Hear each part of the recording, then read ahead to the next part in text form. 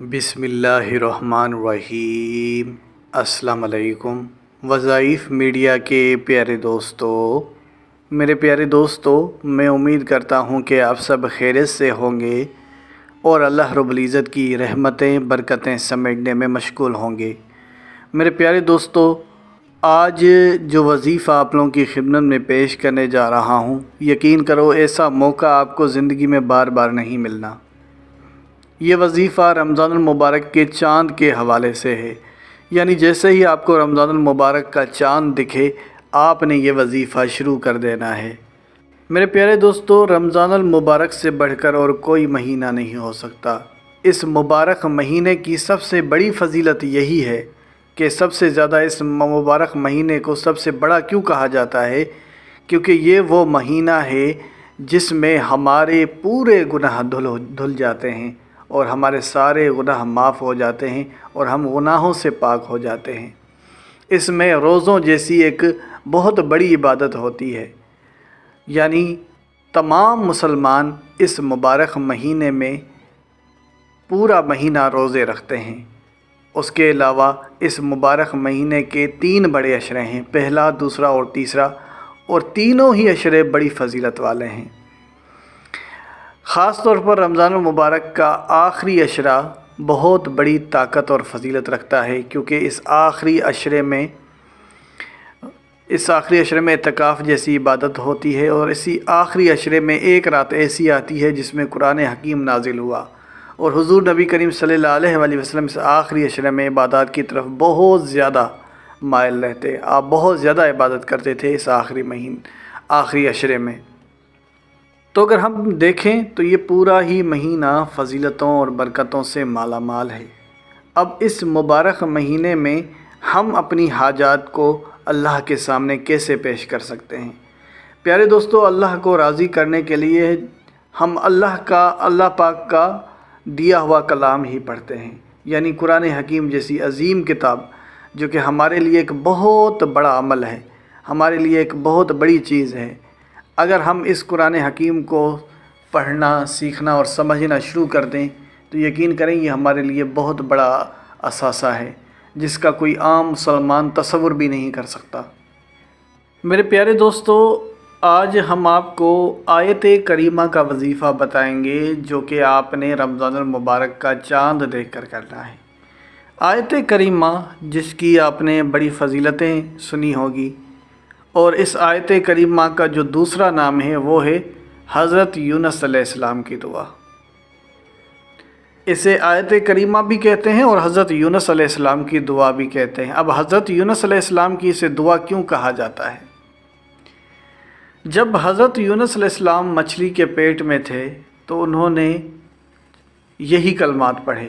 حضرت یونس علیہ السلام 40 دن مچھلی کے پیٹ میں رہے، اور مچھلی کے پیٹ میں حضرت یونس علیہ السلام یہ دعا مانگتے تھے: لا الہ الا انت سبحانک انی کنت من الظالمین، لا الہ الا انت سبحانک انی کنت من الظالمین، لا الہ الا انت سبحانک انی کنت من الظالمین۔ میرے پیارے دوستو، یہ کلمات نہیں بلکہ ان کو معجزہ سمجھ لیں۔ یہ ہے تو ایک لائن، لیکن یقین رکھو ایسی فضیلت والی ہے کہ آپ کا منٹوں میں کام بنے گا۔ جب نبیوں پر مصیبتیں آئی ہیں تو انہوں نے بھی یہی کلمات دہرائے ہیں، تو یہاں سے آپ اندازہ لگا لو کہ یہ کوئی معمولی کلمات نہیں ہیں، پڑھنے والے کے لیے اس میں بڑے فائدے چھپے ہیں۔ لا الہ الا انت سبحانک انی کنت من الظالمین پکارنے والا اپنی زندگی میں کبھی مایوس نہیں رہے گا، اگر اس کو صحیح اور ایک اچھے وقت میں اس کو پڑھا جائے، ایک موزون وقت میں اس کو اگر پڑھا جائے تو یقین کرو یہ کلمات ان کے لیے بہت بڑا اثاثہ بن سکتے ہیں، ان کی زندگیاں تبدیل ہو سکتی ہیں۔ اب اس کو آپ نے کرنا کیسے ہے؟ میرے پیارے دوستو، ماہ شعبان کا جیسے ہی چاند دکھے آپ کو، اب چاند دکھنے کا مطلب یہ نہیں ہے کہ آپ اپنی آنکھوں سے چاند دیکھیں، بلکہ جب بھی آپ کو یہ کنفرم ہو جائے اور کنفرم کیسے کریں گے؟ آپ ہلال کمیٹی کے فیصلے کا انتظار کریں۔ آج کل ہر کسی کے پاس موبائل فونز ہیں، ٹیلی ویژنس ہیں، تو یہاں سے آپ کو پتہ چل ہی جاتا ہے، خبروں میں آ ہی جاتا ہے کہ آج رمضان المبارک کا چاند دکھا ہے کہ نہیں۔ جیسے ہی آپ کو تصدیق ہو جائے کہ چاند دکھ گیا ہے، آپ نے یہ وظیفہ شروع کر دینا ہے۔ لیکن زیادہ بہتر یہی ہوگا اگر تو آپ چاند کو دیکھ کر یہ عمل کریں گے، یعنی دکھ جاتا ہے تو بہت اچھی بات ہے، لیکن اگر نہیں دکھتا تو پھر آپ نے تصدیق کر کے یہ عمل کر دینا ہے۔ اور کرنا کیسے ہے یہ بھی ہم جان لیتے ہیں۔ رمضان المبارک کا چاند دیکھتے ہی آپ نے ایک تنہائی میں بیٹھ کر آپ نے یہ عمل کرنا ہے، یعنی ایسی جگہ پہ کھڑے ہو جانا ہے جہاں پہ آپ کو چاند بھی دکھے۔ اگر نہیں دکھ رہا، اگر آپ سمجھتے ہیں آپ کے گھر کے آس پاس نہیں ہے، تو پھر کسی بند کمرے میں ہی چلے جائیں، اور اگر دکھ رہا ہے تو چھت کے اوپر چلے جائیں جہاں پہ اور نہ ہو، اور آپ خاموشی ہو، تنہائی ہو، اور آپ کا پورا دھیان وظیفے کی طرف رہے۔ جاتے ہی 3 بار درود پاک پڑھ دو، اور پھر آیت کریمہ پڑھ دو 40 مرتبہ، اور پھر آخر میں 3 بار درود پاک پڑھ لو۔ بس یہ اتنا سا عمل ہے، کوئی مشکل عمل بھی نہیں ہے، بچہ بھی یہ عمل کر سکتا ہے اگر اس سے یہ زبانی یاد ہے، گھر کے سارے افراد مل کر یہ وظیفہ کر سکتے ہیں۔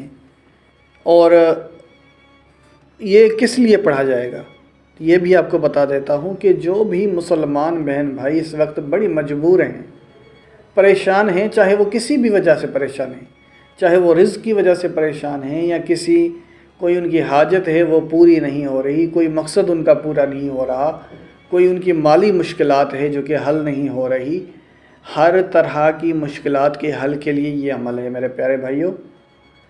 یا کوئی حاجت ہے جسے آپ پورا چاہتے ہیں، یعنی جیسے کہ کسی کی حاجت ہو سکتی ہے کہ اللہ پاک اسے ذاتی گھر سے نوازے، کسی کی حاجت ہو سکتی ہے کہ وہ عمرہ کرنے جائے، کسی کی حاجت ہو سکتی ہے کہ وہ باہر ملک اس کا ویزا لگ جائے، کسی کی حاجت یہ ہو سکتی ہے کہ اس کے بچے کی اچھی جگہ شادی ہو جائے۔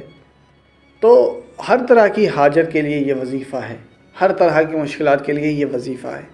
تو کرنا کیا ہے؟ 3 بار درود پاک پڑھنا ہے، پھر آپ نے آیت کریمہ پڑھنی ہے 10 بار، اور آخر میں پھر 3 بار درود پاک، معاف کیجیے گا 40 بار آیت کریمہ پڑھنی ہے، اور آخر میں پھر 3 بار درود پاک پڑھ لینا ہے، اور پھر دعا کے لیے ہاتھ کھڑے کرنے ہیں۔